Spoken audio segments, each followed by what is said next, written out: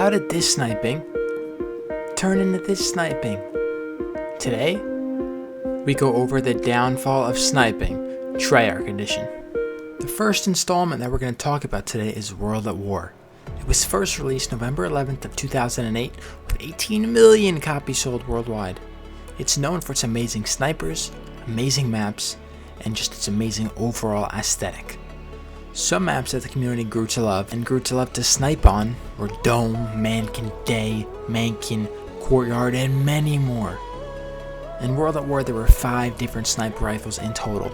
There was the Springfield, the Arasaka, the Mosin Nagant, Kar 98K, and the PTRS-41. The most used snipers in the game were the Springfield, the PTRS, and the Kar. These snipers grew quickly to be the fan favorites of the series, and are what started the sniping era in TREYARCH's Call of Duty series.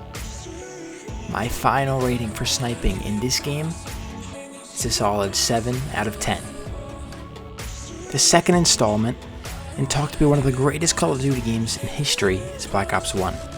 This game was released on November 9th of 2010 and sold over 25 million copies.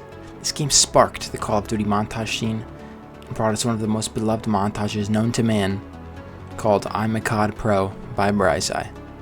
This game brought the series some of the best maps in COD history. There was Summit, Firing Range, Jungle, and the most beloved map of all time, Nuketown. In Black Ops 1 there were 4 sniper rifles, Dragunov, WA-2000, PSG-1, and the beloved L96A1.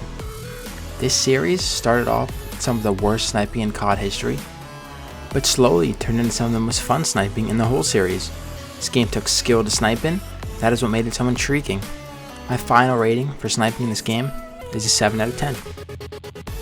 Call of Duty Black Ops 2, the pinnacle of sniping, arguably the best Call of Duty in franchise history, with the best sniper rifles in the whole series.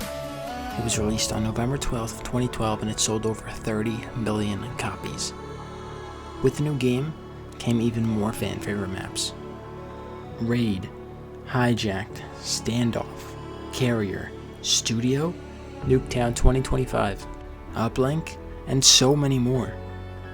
Every map the developers made turned into a goldmine for the sniping community.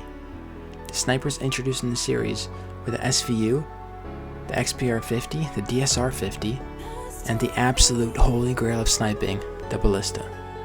This series had the biggest sniping community in TREYARCH games history, with the combination of great maps and snipers made for an amazing experience. This game brought us so many memories, from different types of trickshotting to the insane feats possible in this game. There was countless possibilities, and this is the game that made sniping what it is today. My final rating for sniping in this game is a 10 out of 10. Black Ops 3 was the first game to try and redefine the Call of Duty series, and started to introduce the downfall of sniping in Call of Duty. Black Ops 3 was released on November 6th of 2015 with over 26 million copies sold. This game introduced jetpacks in the series and changed the abstract of sniping. TREYARCH started to fall out with their map design and started to lose the ability of making amazing maps. The diamonds in the rough of BO3 were Combine and Hunted. That's it. Hunted was a bit of a reach, but when TREYARCH adds the jetpack element, they try to go away from their 3-lane map design.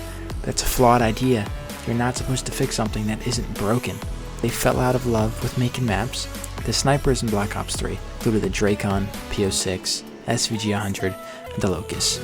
The Locust being one of the favorite sniper rifles in the game because of its quick ADS time and its moderate damage. Trickshotters falled back onto the HDR a little more because it was a more viable option, because it had more damage to it.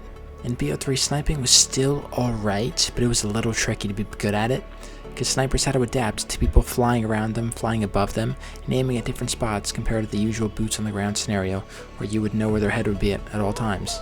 This game was alright for snipers, but nothing special. My final rating for sniping in this game is a 6 out of 10. Black Ops 4 brought back the boots on the ground fever for the Black Ops series. BO4 also brought the prospect of self-healing that was a hit or miss for the sniping community.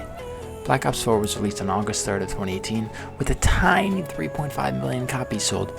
With such a poor release, sniping wasn't the worst for such a badly sold game at launch. This game brought us a mix of maps with no outstanding ones. Maps that were deemed playable were Frequency, Contraband, and Seaside. Remakes come out later into the game cycle and brought back fan favorites again, such as Nuketown, Summit, and a couple others. BO4 had bad maps, but alright sniper rifles. These consisted of the SDM, Koshka, Outlaw, and the Paladin HB50. The Paladin and the Koshka were the favorite snipers of the series, with the Outlaw as the third runner-up. Sniping was tougher in this game with the increase in health and self-regen system. Snipers could not scope in and heal at the same time, so they were mostly in a disadvantage at most occasions. Positives to the game were the boots on the ground mechanics that brought snipers having the usual feeling compared to the jetpack movement. This continued the downfall of sniping, but would be nothing compared to the next installment. Final rating for sniping in this game is a 7 out of 10. Black Ops Cold War.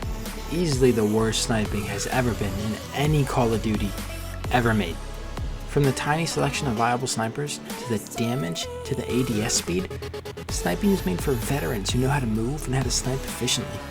Black Ops Cold War was released on November 13th, 2020, with 6 million units sold.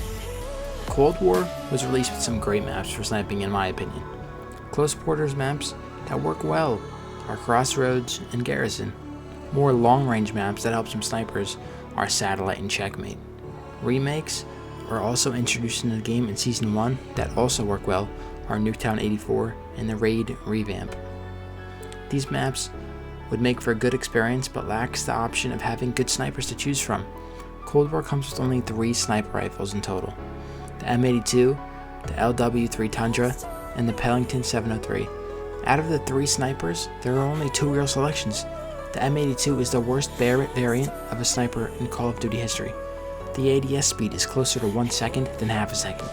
The damage is equal to a Nerf bullet, and then it's just a terrible experience in total. Sniping is extremely hard in this game, and it's insanely hard to get good at sniping in this game.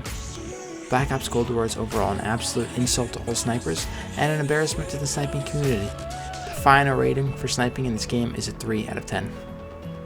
I hope you guys enjoyed. This took forever to edit. Make sure to leave a like and subscribe, and I'll see you tomorrow.